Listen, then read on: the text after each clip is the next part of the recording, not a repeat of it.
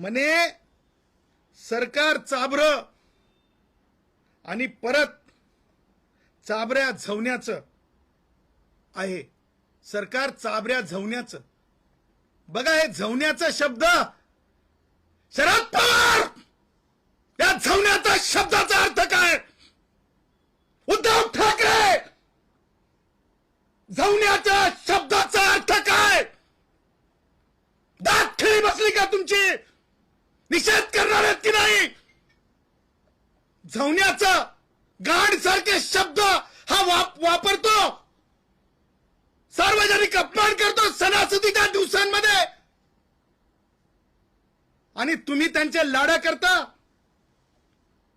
ह्याचं उत्तर द्यावं लागेल शरद पवार, कारण राष्ट्रवादी काँग्रेसचे वयोवृद्ध पुढारी शरद पवार आणि उद्धव तुम्हाला किती कळवळा आहे आता लोकांना माहिती आहे आणि वेगळं सांगण्याची गरज नाही.